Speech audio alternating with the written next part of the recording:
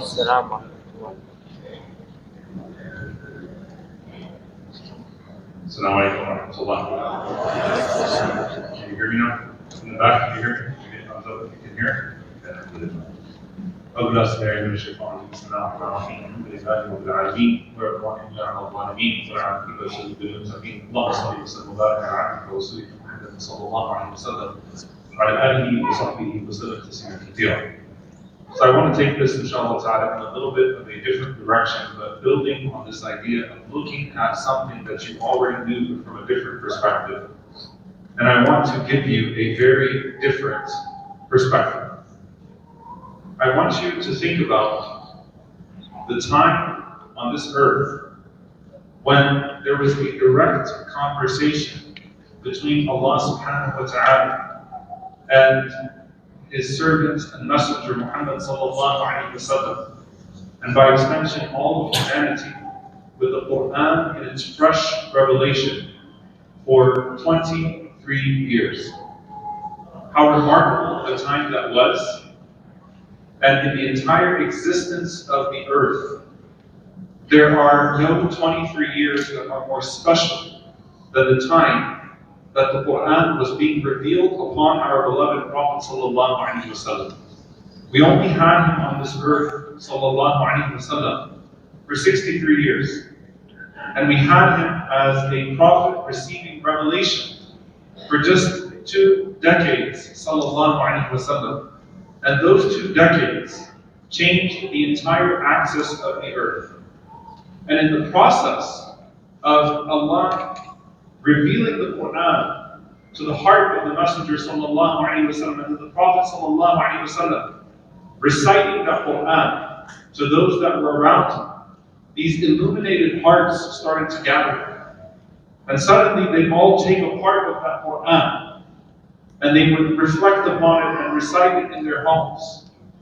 And so the light of the Quran starts to pop up in different households.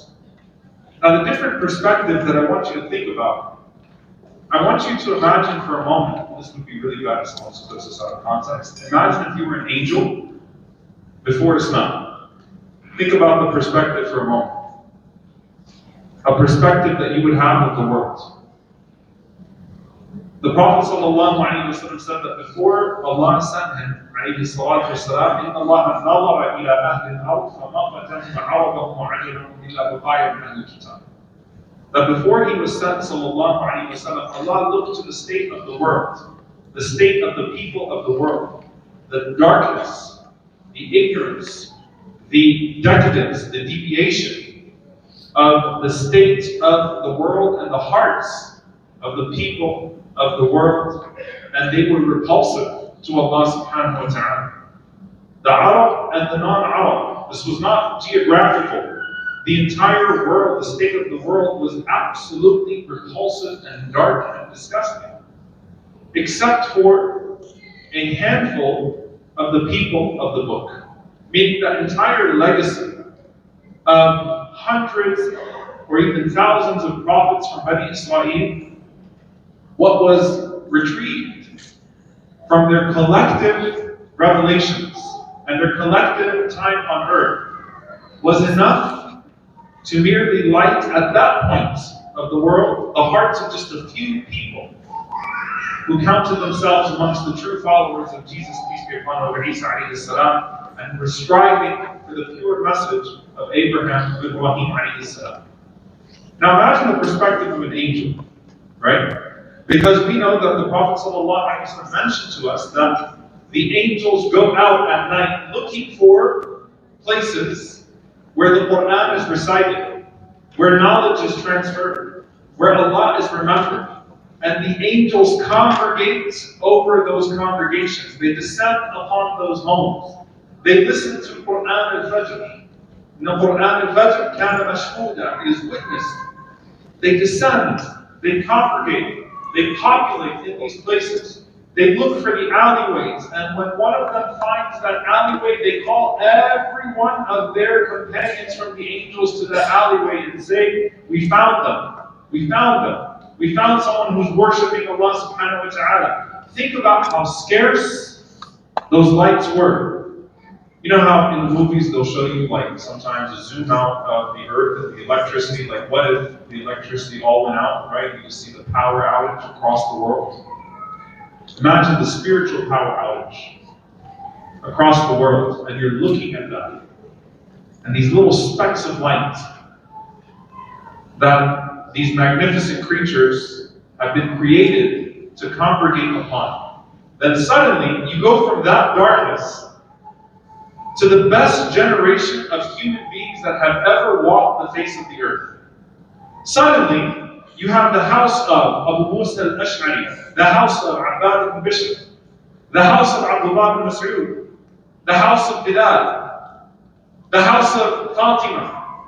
These houses of the companions, may Allah be pleased with them, and the light of the Quran, and these people congregating suddenly, within the blink of an eye, you have 144,000 or so companions making Hajj with the Prophet sallallahu alaihi wasallam, enlightened hearts, congregating in Mecca, in Medina, and then going to different parts of the world. Think about the radical shift in the spiritual electricity of the world at that time, in the light that exists at that point, and the congregation of the angels around those places, and how the perspective has changed.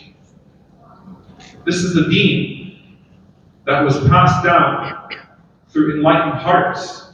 It's not just that Allah subhanahu wa ta'ala completely obliterated the claim of the disbelievers that had the Quran come down upon an angel. مَا بِهَذَا الرَّسُولِ يَأْكُلُ الطَّعَامِ وَيَمْشِي فِي الْأَسْوَاقِ. What is it with this prophet who's human like us, that eats and that drinks and that uses the restroom? It's not just that Allah subhanahu wa ta'ala has shown us the necessity of the carrier of that revelation being the greatest of Allah's creation, Rasulullah sallallahu alaihi wasallam, but also that there was a generation around the Prophet sallallahu alaihi wasallam that bought in. And when they bought in, their hearts were enlightened.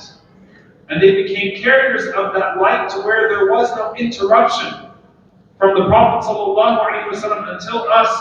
And we owe that legacy to what the Messenger of Allah sallallahu alaihi wasallam, with the light that was put in his heart, was able to nurture in the hearts of those men. And I'm going to tell you right now, because I know that the world is very confusing and that there's a lot that's going to be happening in the next few years, and who knows where AI is going to be. There will never be a generation of AI Sahaba. I don't care how much information an engine can spit out at you.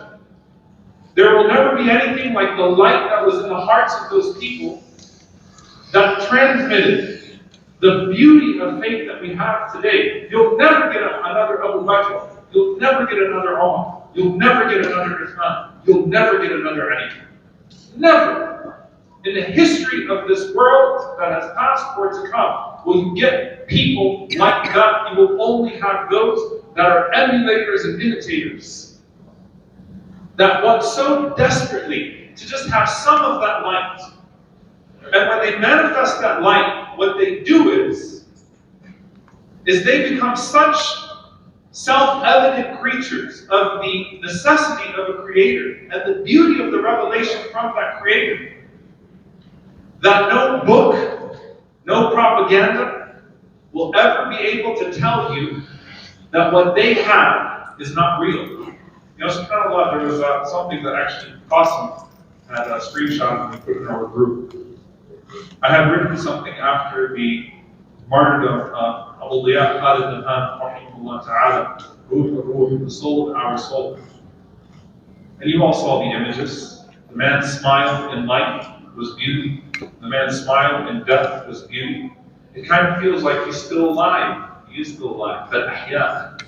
You're still watching the images, and sometimes you have to pinch yourself and remind yourself as you're watching the videos that he was killed, but he's still alive. Rahimahullah ta'ala. May Allah subhanahu wa ta'ala have mercy on him and all the shuhada of Gaza. May Allah subhanahu wa ta'ala reunite them with their loved ones, with the beloved sallallahu alayhi wa sallam, and reunite us with them. Allahumma ameen. And I just wrote, believing in the hereafter is what makes here bearable. Believing in the hereafter is what makes here bearable. And you took that screenshot and you put in our group that there was a celebrity that had responded and said, Khalid makes me want to believe there's a place after this. Khalid makes me want to believe there's a place after this. This is a person whose existence, at least online, lends itself to absolutely no belief in faith or religion, perhaps even a negative reaction to anything that is religion or faith-driven because of what she may have experienced with religion and faith growing up. But saying, Khalid makes me want to believe there's got to be a place after this. Can you imagine how confounded the atheist is when they see the images of Khalid Nabhan?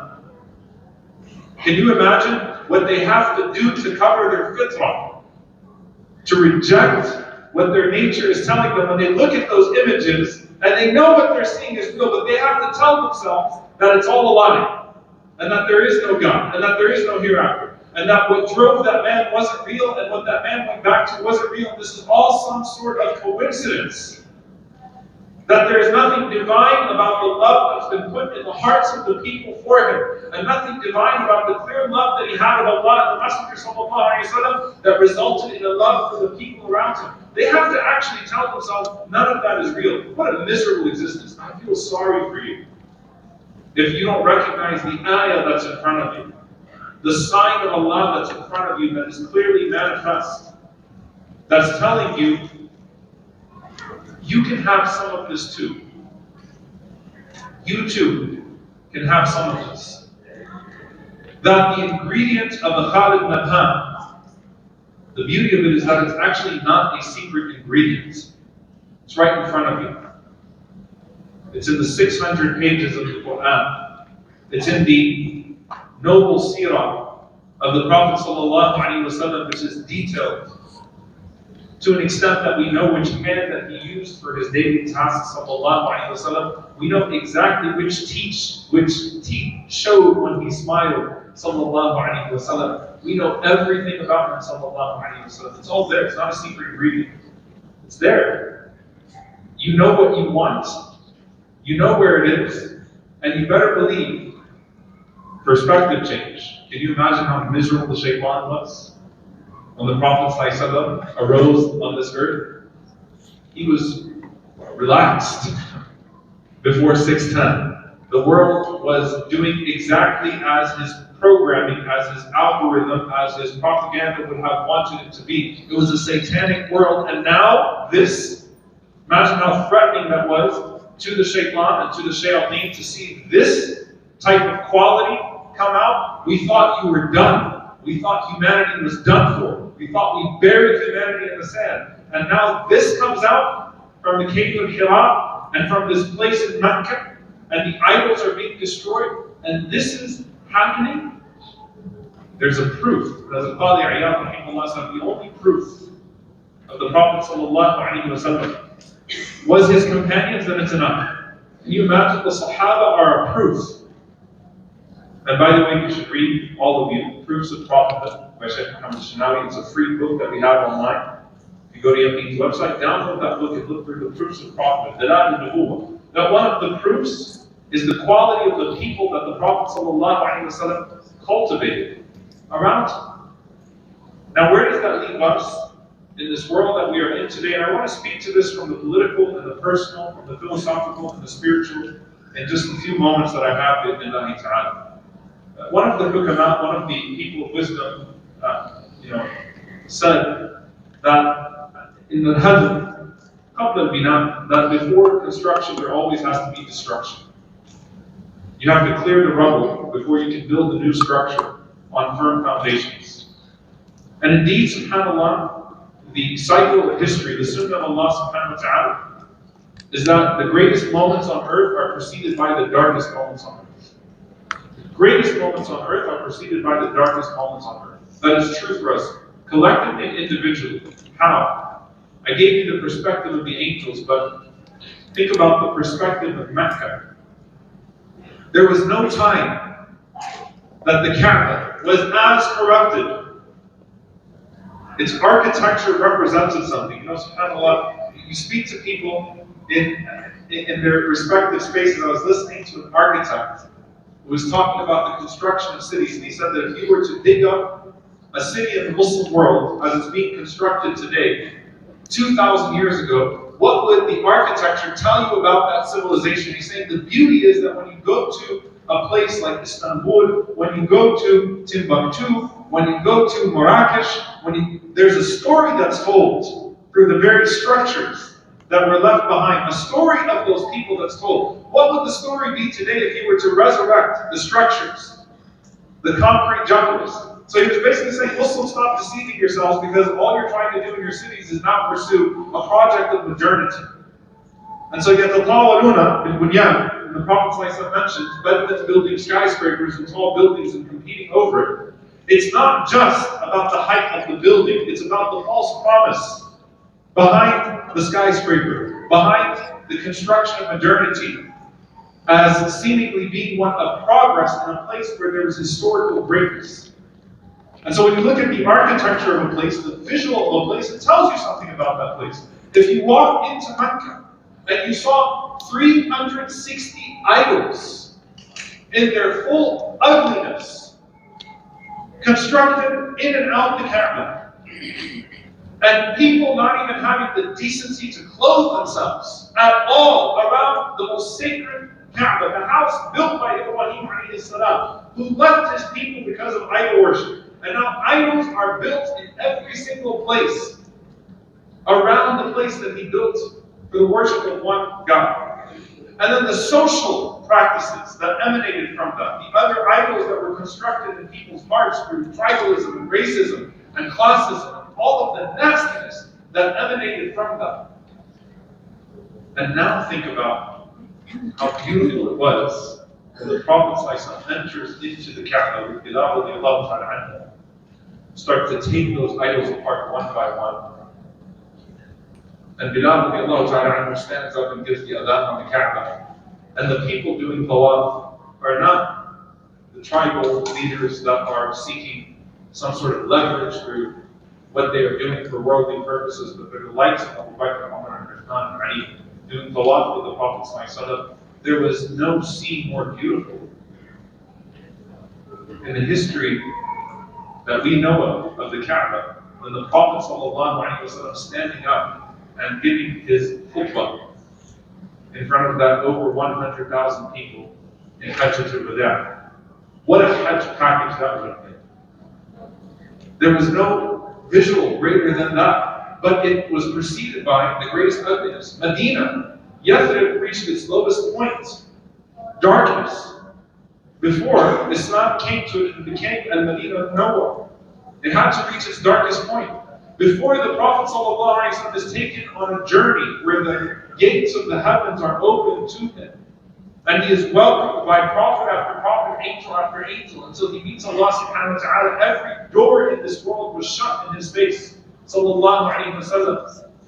And he had the stones of the people of Ta'if hitting him in the face, sallallahu alayhi wa sallam. And he was pelted back to a tree in the middle of nowhere before he found himself at Sidrat al-Muntaha, at the highest boundary of the low tree, in front of Allah subhanahu wa ta'ala.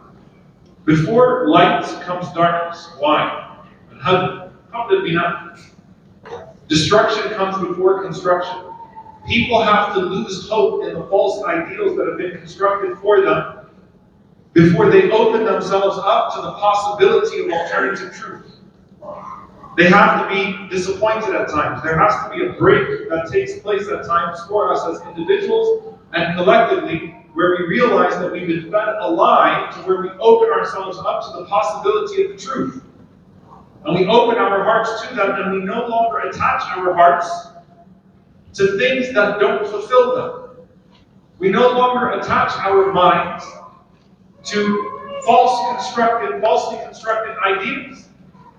And you look at how Gaza has exposed all of the global, international, political systems for what they truly are.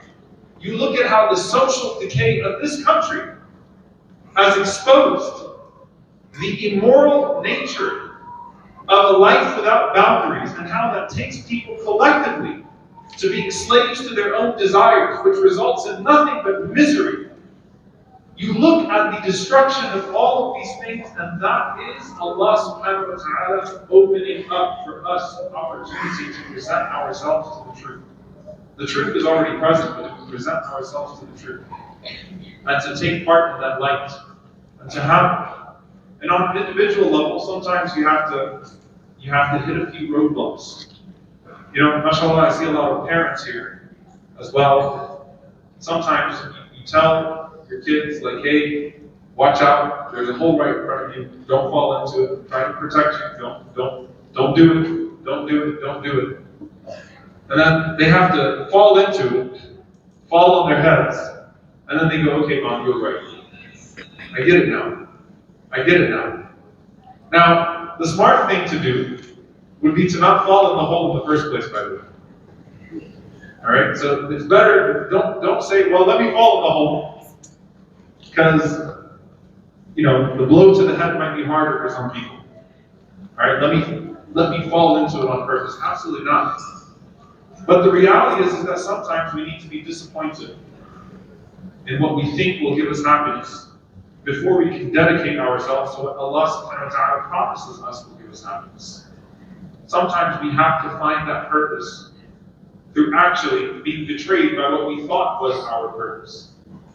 And there's a life of distraction at times that gets in the way. So on an individual level, you know, I hope that even for those who already had faith before Gaza, may Allah subhanahu wa ta'ala make us people of faith, people of full faith and certainty. And of course, faith can grow. You don't reach a maximum point with your faith, it can continue to grow. But I hope even if you counted yourself amongst the believers, amongst the people of faith, at the same time, your appetite for this world has diminished just a bit. Your appetite for this world has also diminished. To where you now crave something deeper. You crave something greater. That is what Allah subhanahu wa ta'ala is showing us in these people. And you take a 15-year-old from Gaza that can still say, Alhamdulillah, Hasbunallah wa ni'mal wakeel, or an 85-year-old illiterate woman. And I would rather take instructions on life from that person than any professor at any university who can philosophize about what is supposedly your purpose in life, and what is supposedly full of meaning and depth, and what supposedly is the path forward for us. I would rather sit with that person and try to take part in that light. But Allah subhanahu wa ta'ala has made it accessible to all of us, and all we have been trying to do through our work with Allah ta'ala and through our collective struggle as Muslim organizations is to demonstrate to ourselves and to renew in ourselves that that promise of Allah subhanahu wa ta'ala is true, that light is vast, that Jannah has space for us, and that the path to Jannah has been made clear to us, and that we have to engage our thoughts and engage our hearts in ways that we solidify that certainty. Where everyone else is being betrayed by their doubts, we become more convinced in our certainty. You know, I remember, subhanAllah, we had a short series by Shaykh Muhammad, to know him is to love him, to know Allah is to love him. But to know him is also to doubt him less. To know him more is to doubt him less. Yaqeen doesn't mean that you have less questions. Yaqeen means that you trust that He always has the answers. Yaqeen doesn't mean, certainty does not mean that your curiosity about the world goes out the window. It means that your clarity of who created the systems of this world and gave us the best path forward individually and collectively grows with every passing day and every world event before us. Yaqeen doesn't mean that your desires diminish. It means that you trust that if you channel those desires properly, that Allah subhanahu wa ta'ala will fulfill them in greater ways for you for the rest of your existence. And I want to end with this, inshallah ta'ala. You know, I was mentioning in the series that I'm doing on Masjid al-Aqsa, one of the profound hadith about Yusha ibn Nun, alayhi salam, the Prophet Yusha, as he was going out and making his way to Jerusalem, he made an announcement. He said, listen, it's not about the hypocrites. I'm just going to put three things out there. I'm going to say, if you belong to one of these three categories, please don't come with me. And I'll paraphrase the hadith, and he said, if you're in, I'm going to use like our modern terminology, right? If you're in your Kentucky type phase and you haven't had your wedding yet, don't come forward. Alright? Meaning if you're engaged, you got married, but you haven't consummated the marriage yet, please stay home. If you're in the process of building a house and you haven't put the roof on your house yet, don't come out with me. And if you have purchased some animals, you have some investments that you are hoping to yield you something, don't come with me. I don't need distracted minds and distracted hearts. By the way, it's okay to get married, it's okay to build a house, and it's okay to invest.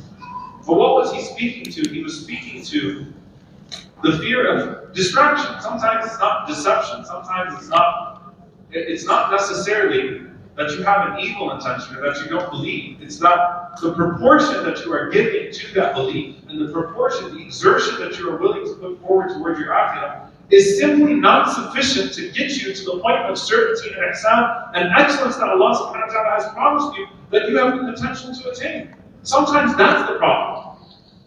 It's not that it's not there, it's your life of exertion. It's not even that you don't believe it's there, it's your life of exertion towards it. And so you might really believe the people of Gaza are special, they have incredible faith. And I believe that they are in general in their shaitan. I believe Allah subhanahu wa ta'ala has given them victory in this life and the next. I believe all of that. But at the same time, your actions don't seem to represent that belief. And that might just be that there's too much distraction to where your priorities are out of order. Your priorities are out of order. There's a saying that's the Imam Hassan al-Basri rahimahullah said, مَا أَطَالَ عَبْدٌ الْأَمَلِ إِلَّا أَسَاءَ الْعَمَلِ. It's also attributed to Sayyidina Ali radiallahu ta'ala in a different form.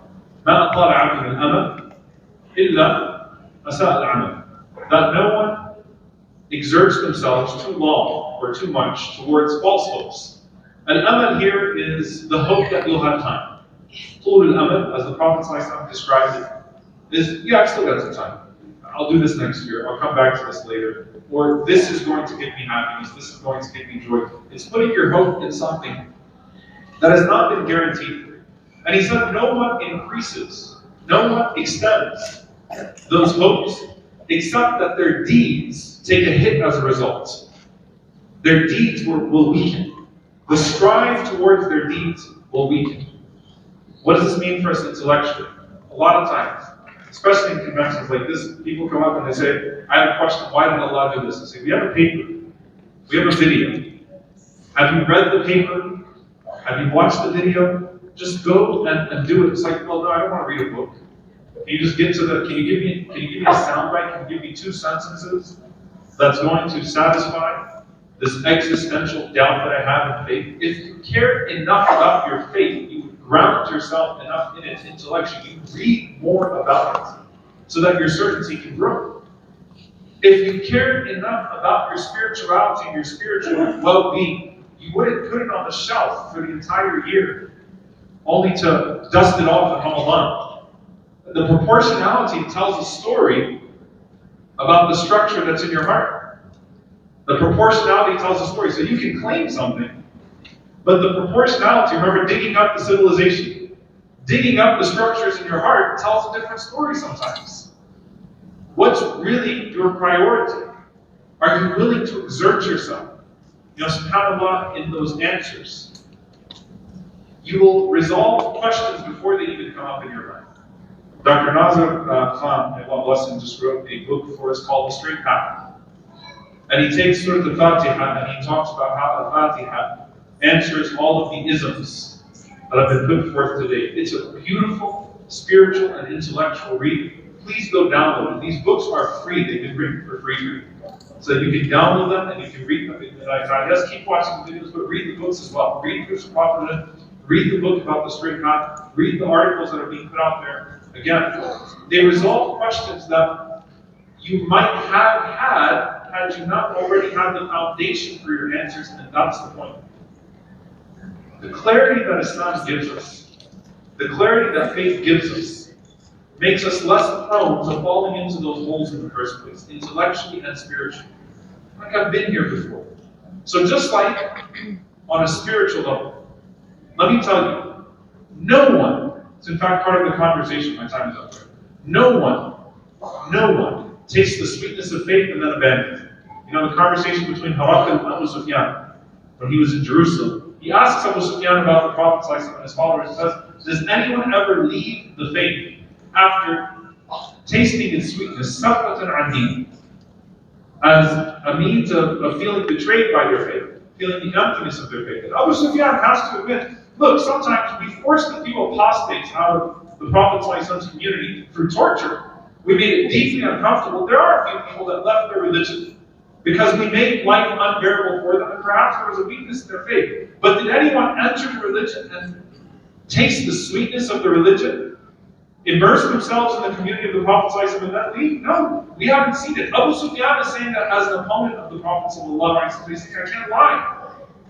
Just like you won't be able to come to someone who has tasted the sweetness of going to Fajr on a regular basis, tasted the sweetness of the Quran, tasted the sweetness of being in a direct relationship with Allah subhanahu wa ta'ala through regular dua, that isn't just convenience or hardship induced, but that's a part of their daily regimen. They talk to Allah subhanahu wa ta'ala every single day, just like you can't pull that person away and tell them that they're going to find more happiness in a club or some sort of empty ideal or some sort of cheap marketing scheme of the devil. Just like spiritually, you're not going to find that intellectually. You ground yourself in this faith, you'll find yourself finding the propositions of the attacks on your faith laughable. This is the best we've got. This is the best that our enemies can produce. And you say how beautiful the words of Allah subhanahu wa ta'ala, وَإِن كُنْتُمْ فِي رَيْبٍ مِمَّا نَزَّلْنَا عَلَىٰ عَبْدِنَا فَأْتُوا بِسُورَةٍ مِّن مِّثْلِهِ. Let the Quran be the start. You have doubts about what we have revealed to our servant, produce a surah like the Quran. Now, if all you know about the Quran is a translation that you read about a surah one time, and you skimmed past it, you didn't actually try to embed the Quran in your life, you might say, well, this piece of paper, this article, sounds a lot like the surah of the Quran, so I guess challenge has been answered. Absolutely not.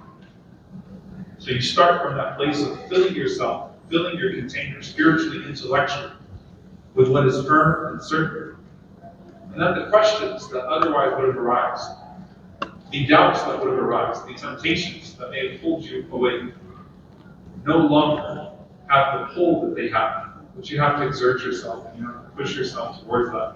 May Allah subhanahu wa ta'ala allow us to exert in our hearts, to exert in our minds, to exert in our tongues, to exert in our deeds towards that which is pleasing to Him, and may He reward us as a result of that with an increase in faith, an increase in perspective, and an increase in paradise, and grant us the companionship of our beloved Prophet Allahumma ameen. I want to emphasize that very much, please do talk about exertion. It's like a 20-minute walk to where the whole day of the academic conference is going to be held. Please do exert yourself, inshallah ta'ala, and try to attend the entire day of sessions that we put together. They were very, very thoughtfully put together by our research team, inshallah ta'ala. Sit there, take notes, engage, ask questions. I guarantee that by the end of it, inshallah ta'ala, you'll walk away with some, inshallah ta'ala, questions and doubts resolved. Barakallahu feekum. Assalamu alaikum.